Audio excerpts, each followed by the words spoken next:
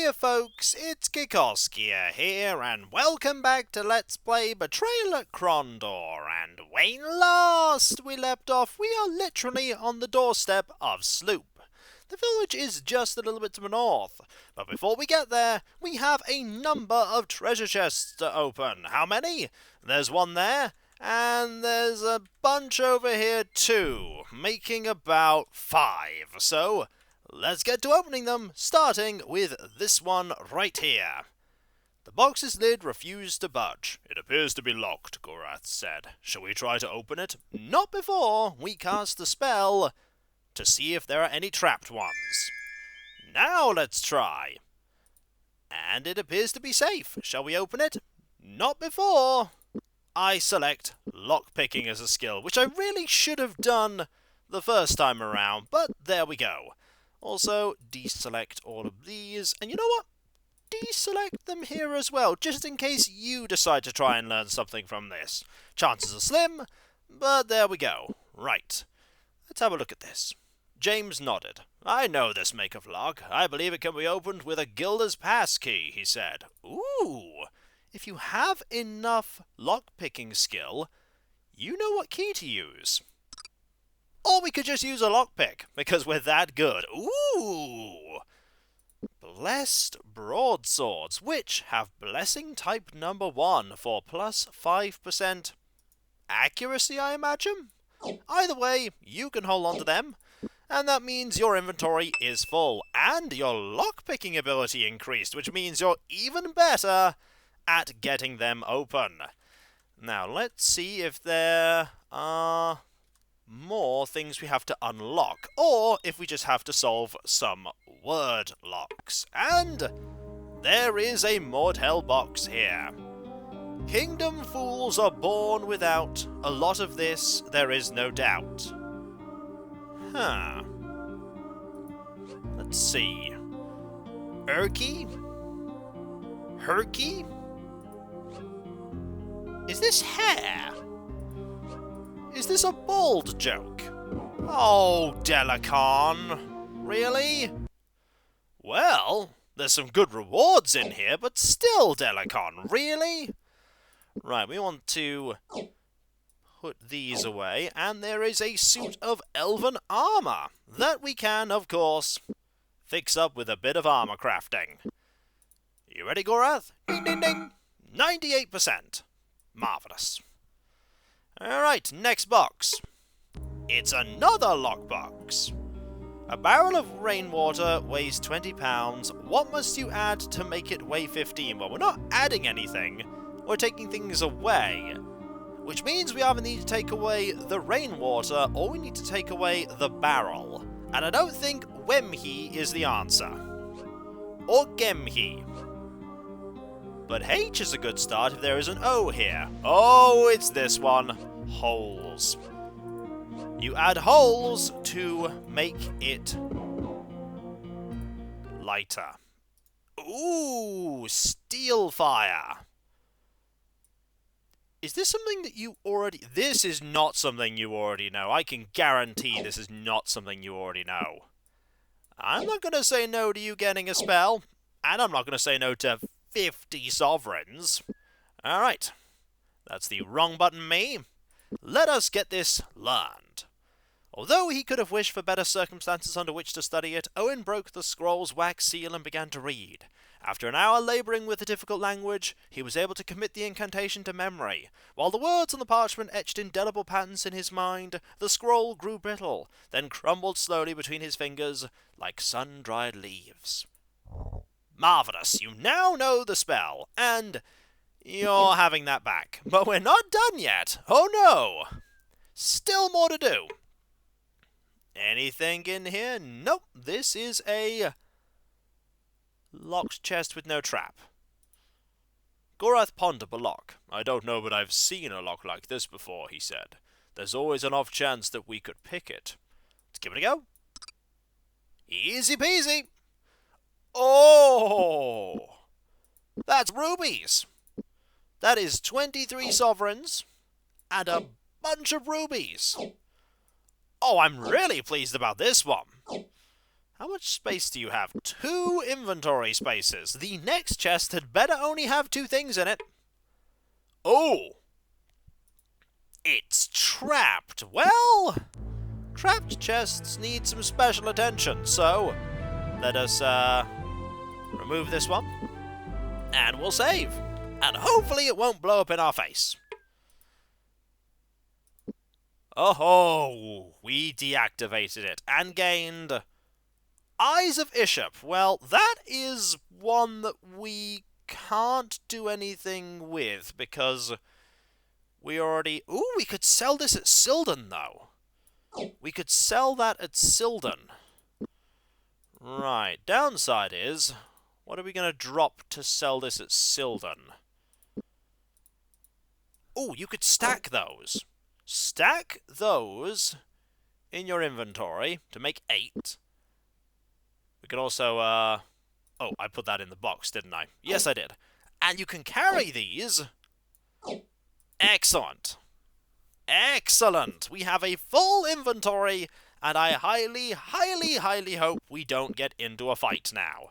Because if we get into a fight, we don't have any possible way to hold any of the stuff. Let's go to Sloop. Hopefully, Sloop has a store, and we can sell some things at the store.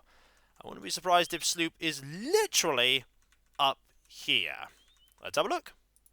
Sloop! Aha! Also, this is a very long and winding path that probably doesn't have any shops. Nope. That long path leads to nothing. Aha! Store first. A bell rang. No sooner had James managed to get the door open than he found the shopkeeper was escorting him inside. Gallo Lee's Jewels, eh? The lay of the goods shop was comfortably familiar, arranged in such a common-sense fashion that it took only a few moments for James to locate the items which interested him. Yep, it's a jewel shop. Now, how much do we get for these gems? 241, 142, and 182. I'm actually curious. Would we get a better deal with Nia? Like, I'm actually curious if we would get a better deal with Nia, because these are not, something that she deals in especially. There's also a temple here, so you know what? Let's actually pop all the way back. Yep, we're popping all the way back to, Nia's. We can also pop all the way back to Sylvan as well. Or Sildon, rather. Sildon. So let's go! Ho-ho! Let's zoom. Let's rest, because Owyn is a little bit hurt, thanks to the Eyes of Ishap, and let's keep heading south. And this time, we just want to head all the way south, because we actually want to go to Sildon, very briefly. Because we want to go to the shop and sell the scroll. 56 sovereigns for the scroll. A good deal. A very good deal. Also, we're not going to be able to barter for many things, but I'll give it a go, because our inventory is very full. What could we barter for? We could barter for this. Just keep bartering for this, please, until it's unavailable. And this. And this. We'll get them bartering in, and then we'll go back to Nia's shop. And we'll sell all the things and see if it was actually worth doing this diversion. I'm curious as to if we would get a better price at Sloop or at Nia's. Maybe we get a better price at Nia's just because we're more friendly with her. That could be a thing. Like, generally it might be a good idea to sell... But then again, we had a dedicated weapons store, and we got a terrible price for our swords at the dedicated weapons store. We got a terrible price. Also, this Silverthorn is just not going discounted. It's just not going discounted at all. This is going unavailable. And that's not unavailable yet. I may want to... There's a part of me that really wants to buy spells, because that's how we're going to get Owyn more powerful. But there's also a part of me that knows that we're going to find most of these along the way. Also, party's haggling improved, because of course it did. Because, we have to get you to 100% as soon as possible. That we must. Also, you're at 78%. Right. Back we go, very quickly. We need to make sure we're taking the right path, which is this one. This one will bring us to here. It's getting dark again. This is fine. Nia's going to have plenty of things for us. So this leads us, this time, I'm going to head through Lighton. Also, maybe I should do some investigation into Sildon at some point. Also, we are heading the wrong way now. I'm heading south! I should not be heading south. I should be heading this way. Okay, experimentation time. It's getting dark. It's costing us a few days' worth of rations, so that is a cost we have to take into consideration when we're thinking about how much we're getting. So, the gems here. This one was like 200 or something. Oh, that is quite a bit more money. That's 310. That's 310. This one is 200. Yeah, this is more money. We're getting more money selling here. I imagine Nia is just generally better value for us. So, if we can, always head to Nia. Okay, also get rid of these. 9? And 9. I'm gonna keep this ruby, though. And you... we don't want this ring of Krondor here. And honestly, we don't want this either. 79. Good, we're at 5,000 money. We're actually at more than 5,000 money. We're at 5,164 money, which is ridiculous. Absolutely ridiculous.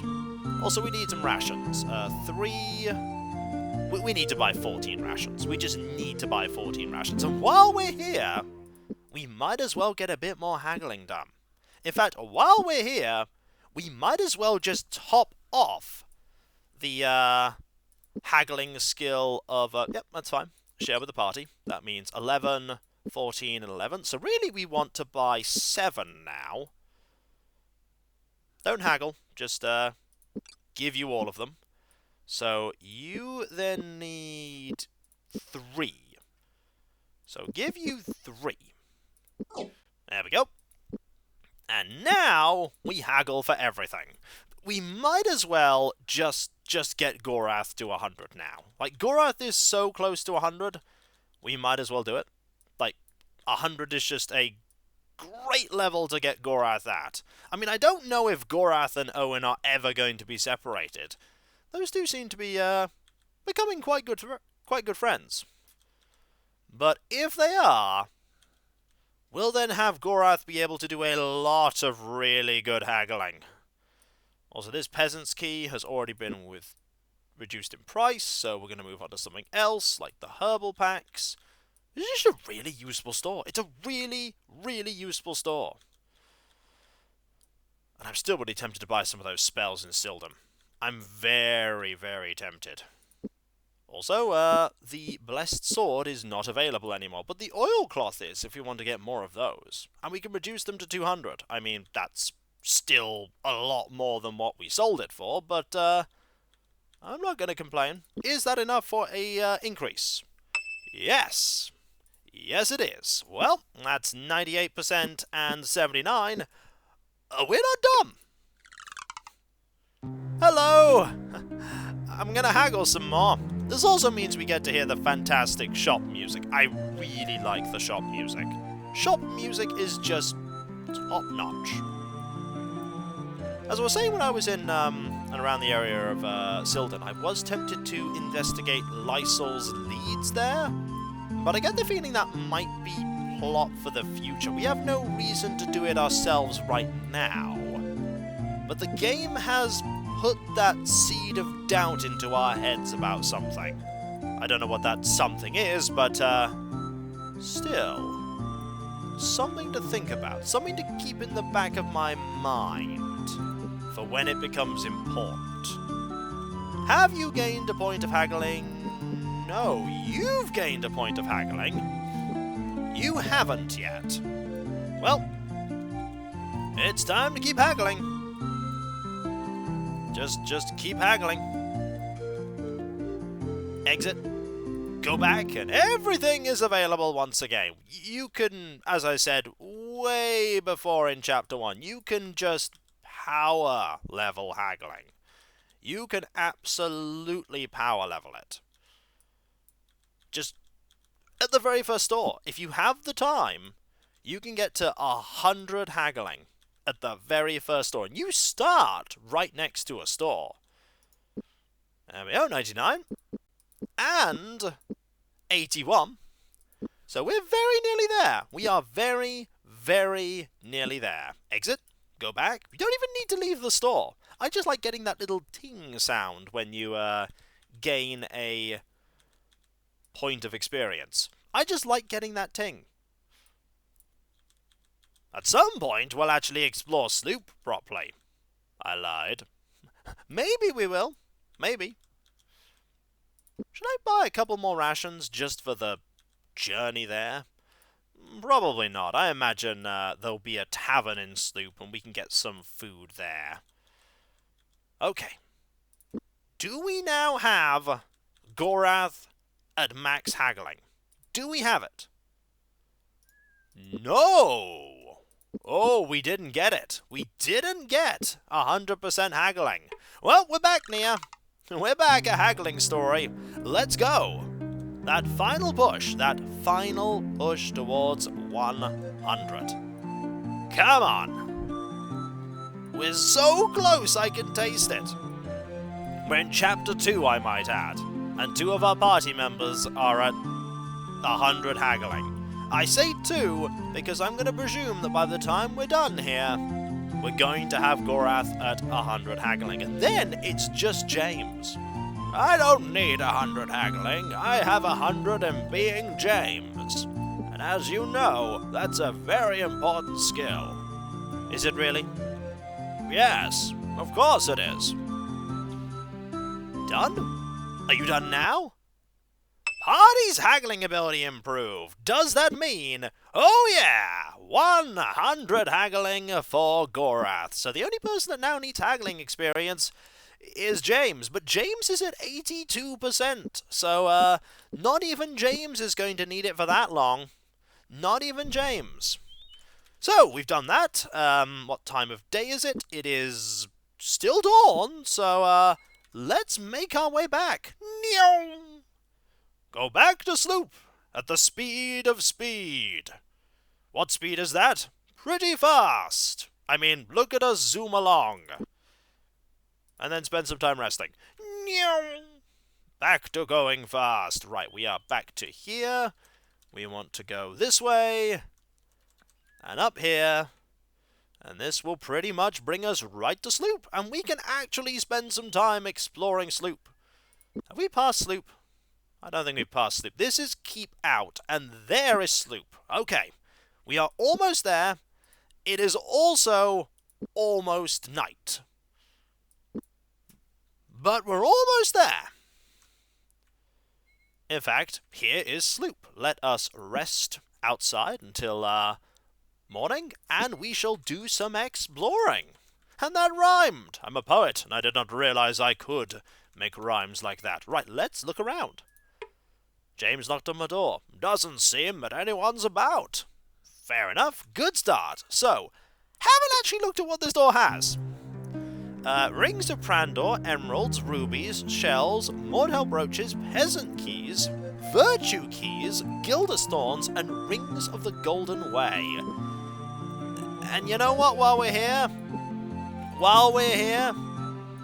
it's your turn now. You are the only one that gains haggling XP, so, haggle away, my friend. Haggle away. Just haggle until you can haggle no more.